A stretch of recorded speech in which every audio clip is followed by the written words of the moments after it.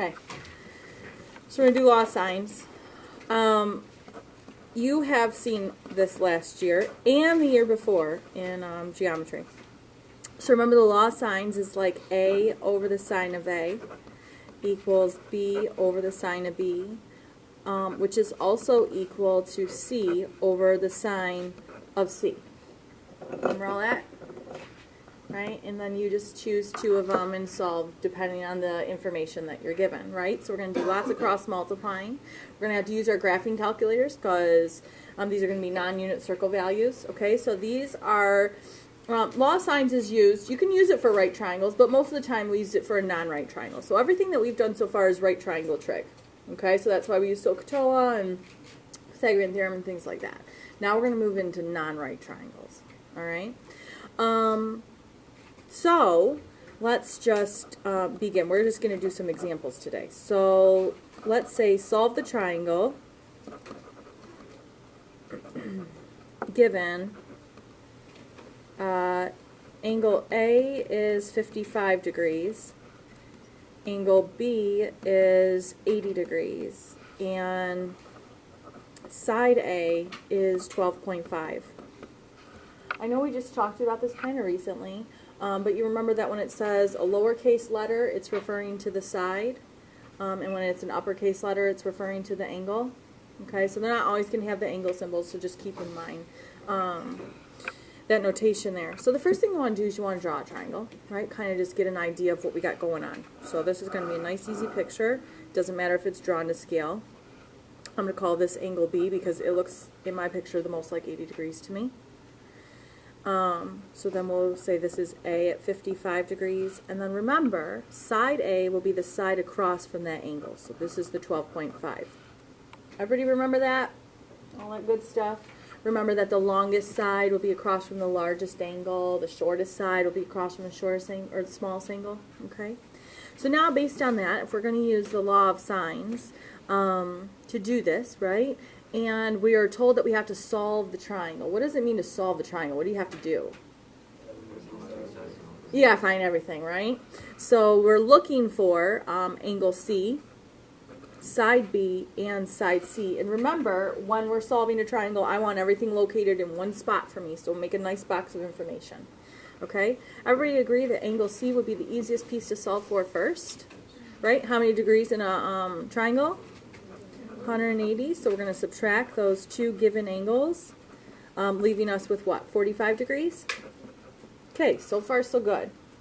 Now again, any single time that you're trying to solve a triangle, it's always important that you're going to use the given information and not the information that you found if possible, because what if you subtracted wrong? Okay, now obviously you have to use it at some point, but if possible, use only the given stuff, okay? So if I want to find, let's say side B, I can use law signs, right? I have this piece of information that will create that proportion, right? That is a given piece of information where you have the side and the angle. So I know that I can set up my proportion starting with 12.5 over the sine of 55 degrees, right? Now if I want to find side B, then I know B has to be in the numerator, and then in the denominator, don't I just have the sine of 80 degrees because that's going to be across from side B, that given piece of information, right? Okay, so now all you have to do is cross multiply because this is a proportion. So I'm going to have B times the sine of 55 degrees equals 12.5 times the sine of 80 degrees.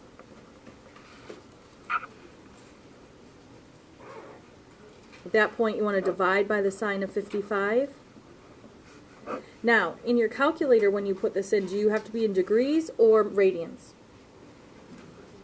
Degrees, because degrees are given, okay? So we're always going to be in degree mode in this unit, okay? So put your calculator in degree mode and then type that in and let's see what you get. You might need to put this in parentheses in the numerator, okay? So it doesn't hurt to throw them around it. Go ahead, type that in and see what you get.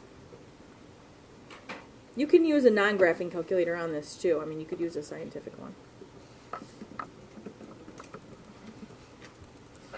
Did you get 15.028? Everybody able to get it in the calculator? It seems so simple typing it in, but I mean, that can be an issue. So make sure we're good. Any questions? Okay, so now we know side B is 15.028. So in order to solve for side C, we have to go back, right? So we're going to use the given information again. So I'm going to start with that 12.5 over the sine of 55 degrees. But this time I have to use my angle C. And this time I have to use information that I found, but I'm pretty confident in the subtraction. So C over the sine of 45 degrees. Now it is your choice. You could plug in, square root of 2 over 2 there. It doesn't really behoove you though, right? Because you got to plug it in the calculator anyway. So I would just solve. So we're going to get C equals, 12.5 times the sine of 45 degrees divided by the sine of 55 degrees. Right? I'm just cutting out that extra step of dividing. Everybody follow what I did there? And then you type that one into the calculator. And let's see what you get there.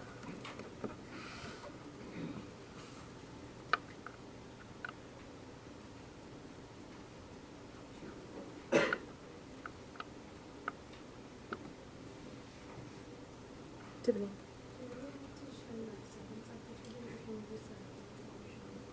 I'm kind of fine as long as you show me something. Like I'm fine if you go right to this or if you show me this, but you got to show me something so I can give you partial credit if you need it. So did you get 10.79? Everybody good there?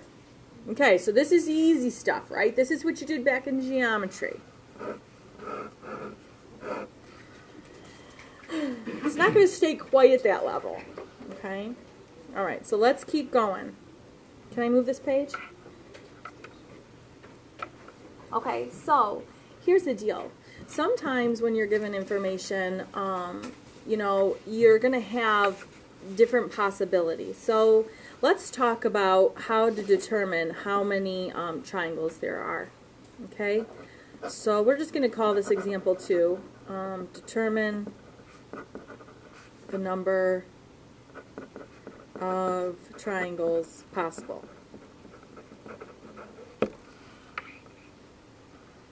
Okay, so now first of all, how many possible triangles could there be? Well, there could be none, right? So the information they give you maybe doesn't form a triangle at all. Okay, it's just not possible. There could be one in the case that we just saw, and we don't know why exactly there's one yet, but we're going to talk about that now. Or there could be 2. Do you remember back in geometry when, your teachers probably told you weren't allowed to have the ASS case, no swearing in geometry? Well, now that we're in pre-calc, we're totally allowed to swear, okay? So you can have the SSA or the ASS case, all right? This is called the ambiguous case. Do you remember that from last year? The ambiguous case, did you learn about it? Yeah, I think you did. Yeah? Okay, you probably will know once we start talking about it, it's all going to come back to you. Okay, maybe like a nightmare, I don't know. So we've seen the case where we have one triangle. Okay, we just experienced that. Now let's take a look at this. So let's say our given information was the measure of angle A was 110 degrees. A is 15.2 and B is 20. Okay, now in order to determine if there are 0, 1, or 2 triangles, you still start out the same way. You still start out using law of sines. So that's the first thing we're going to do. So A is given together. I have the side and the angle, so that's where I'm going to start. So I have 15.2 over the sine of 110 degrees. Okay, this is going to be equal to B, which is 20, over the sine of B. Okay, so this first step here is I'm looking for the angle. Going back to this example real quickly, example 1, this wasn't quite like this because I was given 2 angles and a side, so I could see what the other angle would have to be in order to force that triangle, right? In order to add to 180 degrees to form that triangle. So that's why that case is a little bit easier. But now in this case, I've been given 2 sides in an angle, potentially getting that ambiguous case. So that's what we're really looking for here. So we still cross multiply the same way. So I have 15.2 sine of B equals 20 times the sine of 110 degrees. All right, so we're going to divide by that 15.2. Whoopsie, 15.2. Okay, so now in order to put this into the calculator, what do you have to do? Because now what am I looking for? I'm looking for an angle. So how do I tell the calculator I need an angle? Yeah, the inverse of sine. So sine to the -1, right? And then we're going to type in that 20 times the sine of 110, which you might need parentheses around, divided by the 15.2.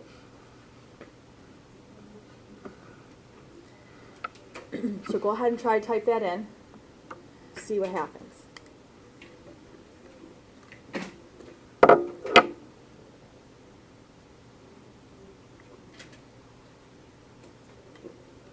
What'd you get? An error, a domain error. So when that happens, that means that based on this information, you could not form a triangle. Okay? Now think about this. Look at the information that was given. Why can't you form a triangle from it? Jake? Well, because there's 180 degrees on the triangle. Okay. Angle A is 120 degrees, is our even majority of degrees. Right. Side A is 70 degrees. So. Right. So looking at this, there can only be one obtuse angle in a triangle, right? Mathematically, it can't add to more than 180. So that means that angle B has to be smaller than angle A, right? But side B is bigger than side A. So does that make sense? No. So right away you should have been able to recognize that, but it's okay if you didn't. Sometimes it's not, quite as obvious maybe. And then you just plug it in, and if it gives you no solution or a domain error, that means that there is no triangle here, okay? So no triangle could be formed with that information. Kelly? So like on the test, could you just like from the beginning be like, this isn't... Yes, you could. You could just say no triangles. Okay. Don't worry, there won't be a question like this on the test. Great. Okay, but in the homework there might be. Okay, so that's good. Okay, so now let's go with this scenario. Okay, the measure of angle A is 42 degrees, A is 22, and B is 12. Okay, so now we're going to do the same thing. We're going to set up law of sines. We're going to see if we can get an answer. So 22 over the sine of 42 degrees equals 12 over the sine of B. Cross multiply the same way, isolate the sine of B.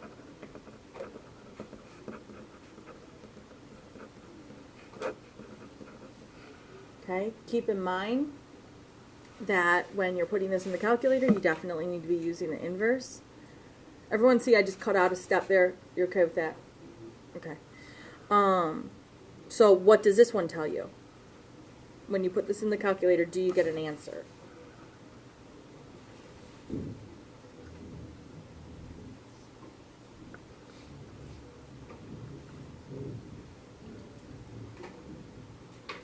Did you get an answer here?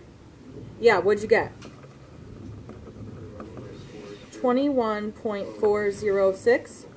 Okay, now, here's the deal. Anytime you've been given two sides in an angle, you have to do this, right? Because it's going to say solve the triangle. So you have to use law of sines. You have to start out deciding whether you have 0, 1, or 2 triangles. So now at this point, we've decided, well, we at least have 1. Now we have to determine if there's the possibility of having 2, or if it's the possible ambiguous case. So here are the steps to do that. What you're going to do is you're going to find the supplement of this angle. So you're going to take 180 degrees and you're going to subtract the angle that you just found. Okay? So find the supplement. Step 1. Okay, so this gives us 158.594 degrees. 594. 94. Okay? Everyone with me so far? Okay, now after you do that, you add back in the given angle. So now step 2, you add the given angle. Okay, so when we do that, we get 200.594 degrees.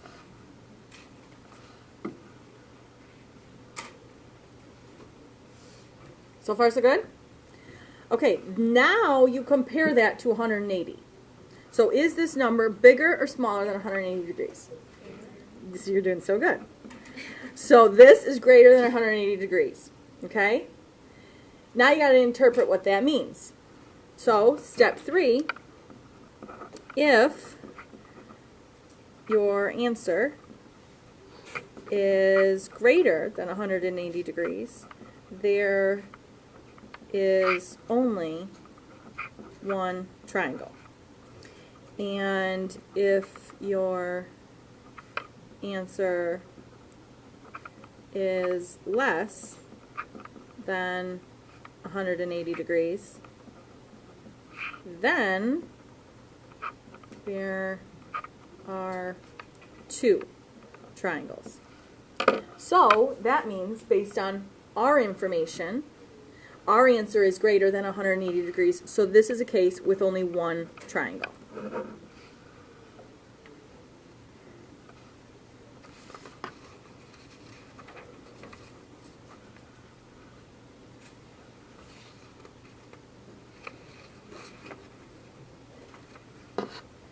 Okay?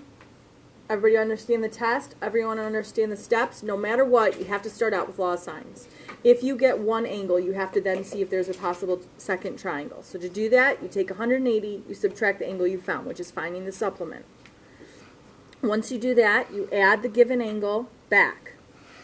Then you compare it to 180. If it's greater, you have one triangle. If it's less, then you have 2 triangles. If we had 2 triangles, all we had to write is 2 triangles. If that's all the question was asking you to do, yes. Okay? Now we're going to see that right now. We're going to see 2 triangles and what that looks like. Okay? Can I move this paper? Yeah. Okay. Okay. Good times. Good times are coming right now. All right. Solve the triangle. The measure of angle A is 30 degrees. A is 15, and B is 20. Okay, so now we have, hopefully you can recognize the potential of the ambiguous case because we've been given an angle in 2 sides. Okay, so the first thing you should do is you should draw a picture. Okay, because again, we're solving the triangle, so we're trying to find all the information that's missing. So let's just kind of get a visual of what's going on here. Okay, so here is A, it's 30 degrees. Side A is 15. I'm going to put B here and make this 20.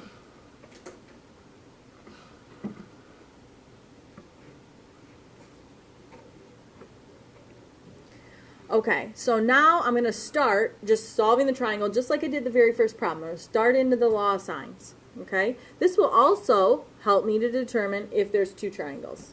Okay, so I start out with 15 over the sine of 30 degrees equals 20 over the sine of B.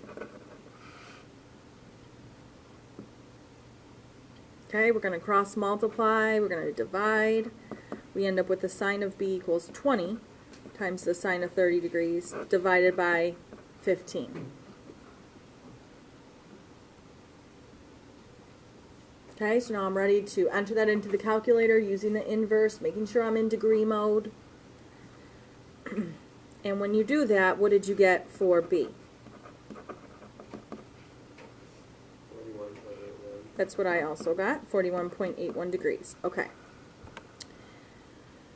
Now we have to test because we're not sure. It doesn't say, like, it's not going to say, hey, heads up, this is the ambiguous case. Okay, it's not going to do that. It's just going to say solve the triangle. So we got to check. So now we're going to do our little test. So we're going to find the supplement first. So I'm going to take 180 degrees and I'm going to subtract my angle I just found.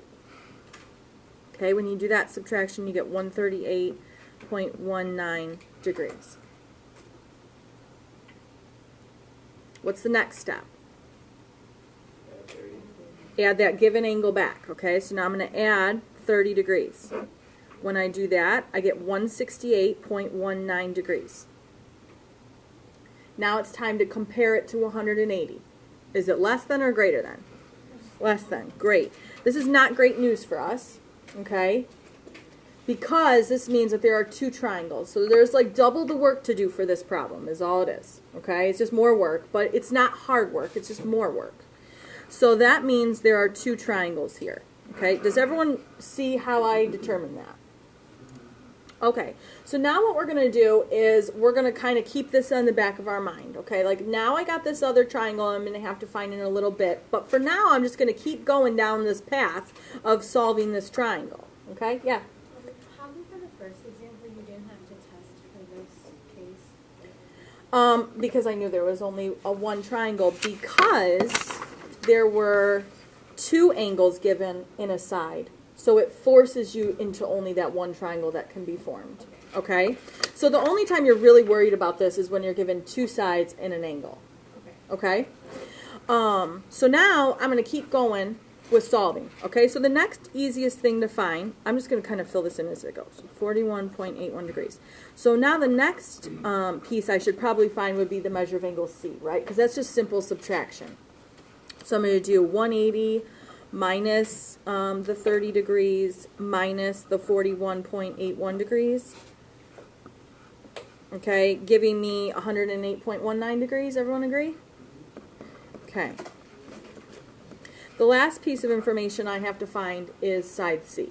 Okay, so I'm going to use the given information. So I'm going to do 15 over the sine of 30 degrees equals C, I don't know, over the sine of 108.19 degrees. All right, so go ahead, cross multiply, start solving, see what you get.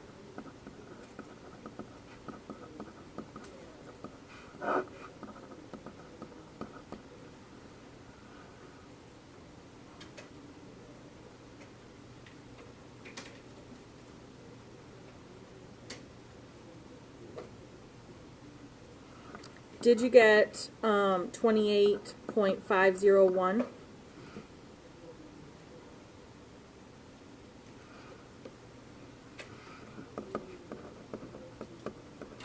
Yes? Okay. So this is like case one. Okay? Now, let me show you what's happening here. Okay? So we are going to, let me see if I can, if I rotate this like this. I'm going to have a hard time seeing it. Okay, so what's happening here when you have the ambiguous case? Can I move this up? Okay, so what's going on here is that here's like our case one. This is the triangle that we had, okay? And when we solve for our angle, I'm gonna switch up our angles so I can talk about it a little bit easier. But let's just pretend like this was angle B that I just found, right? And originally when I found it, it was the 41.81 degrees, okay? And angle A was 30 degrees, okay? So let's just pretend angle A is here and angle B is here. And this is what happened, okay? So here's our case one of everything that we just found. But with the ambiguous case, it says that there's actually another triangle that could be formed. And what happens with that triangle is that this is the triangle that's actually formed by these same measurements. Because remember, we were given angle A and two sides. My two sides haven't changed. My angle hasn't changed, right? But the length of this side has now changed. So what happened when you found that 41.81 degrees was that it wasn't actually inside the triangle over here. It's actually on the outside of the triangle over here. And therefore, to find the second case, you have to start with finding the supplement of the angle. Because the 41.81 degrees that we found is actually on the outside of this triangle. And we need the angle on the inside of the triangle. Do you see what happened there? You want me to go through that one more time? Or are you okay? One more time. Okay, so originally when we first started working this, you just get the same kind of information that we did before. You find this 41.81 degrees, which would be here. Notice, this side is the same, this side is the same, this angle is the same. So this is my given information, is like this angle and then these two sides, okay? When I find that angle, it's inside the triangle, and then I just keep moving through the list. I find this angle, and then I find that side, okay? But with the ambiguous case, the same measurements could exist if you were to actually form a triangle that looked like this. Okay? My angle is still the same. I know I just pushed this over here, but I didn't move this angle. My angle is still the same, and my two side lengths are the same. But now this triangle gets formed, this little triangle right here. So the angle of that 41.81 degrees is actually on the outside of this triangle, and I need the angle right here. So to do that, you have to subtract it from 180. So that is the first step in solving the next triangle, and that is the only hard part about this, is remembering this. That's it.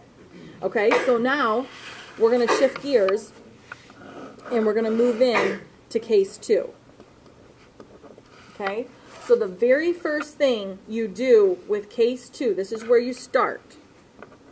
You start by finding the supplement of the first angle you found.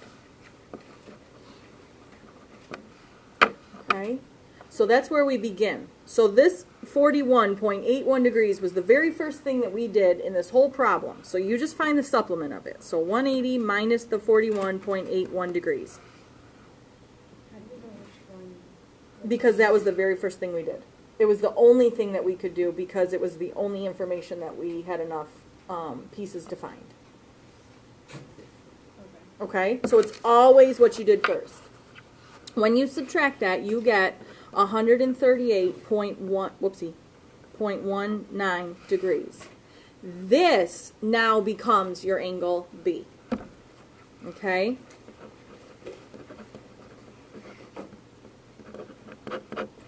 All right, so now this is our new angle B. Yes, Kelly? Because we didn't find angle C until we assumed that angle B was inside the triangle. Okay?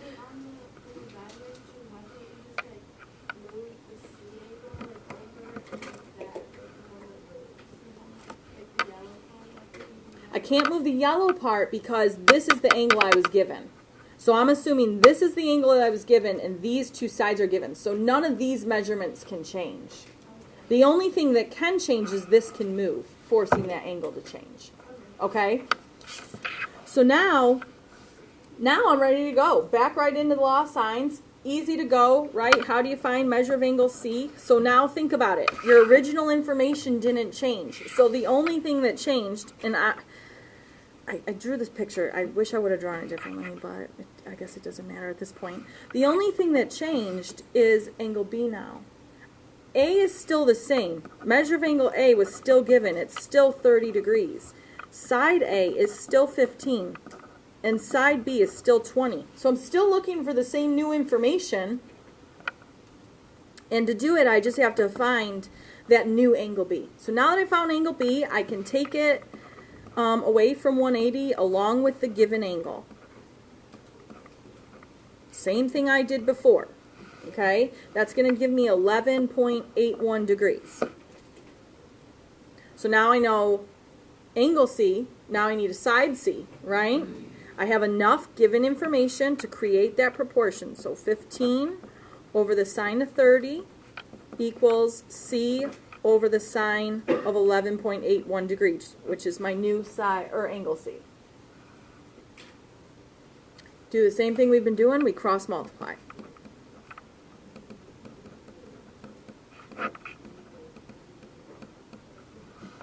Okay, putting that in the calculator, in degree mode, making sure we have parentheses if we need them.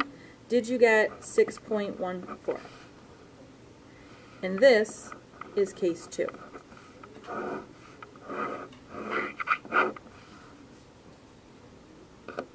Okay, so just take that in for a second. Notice this problem is like double the work, right? Because you're finding two triangles here. It's not difficult once you know the steps. So the very first thing we did was we had to check to see if there was even two triangles. Okay? Once we decided that, we still solved the first triangle the same way we've been doing everything. Then we moved into case 2. So all you have to do is find the supplement of the original angle and then keep going like you normally would. Okay? Good stuff. Last thing. You ready? We're gonna end on an easy note. Yeah. Oh, sorry. Okay, so the last thing we're going to talk about is the area of a triangle, which you've known for a long, long, long time. But now we're going to switch it up. Now, before, hopefully, we all know that in order to find the area of a triangle, you have to take 1/2 the base times the height. Remember that formula? Hopefully. Okay, now we have a new formula. Because sometimes you're not given the base or the height, or able to find the base or the height. Okay, so now these new formulas, there's 3 of them, but they're really all the same. You just can manipulate them, okay, depending on the information. So A equals 1/2 BC times the sine of A. Or 1/2 A times C times the sine of B. Or 1/2 A times B times the sine of C. Now don't get overwhelmed by this because there's 3 of them, because really there's only one of them to remember, right? You take the 2 sides, you multiply them together, and then you multiply that by the sine of the other angle that's not given, and you multiply it all by 1/2 or divide it by 2. That's all it is, okay? So notice how it goes. Every piece is included, right? The side that's not given is the angle you use. Okay? So now, let's find this. Let's try it. So, example 4. By the way, these will not be given to you. You do have to memorize these. Okay? So, no more formulas are being given to you. Same thing with the law of sines. You have to memorize that. Okay? Find the area of the triangle given the measure of angle C is 57 degrees and A equals 5. I don't know why I have all these ands, but and B equals 6.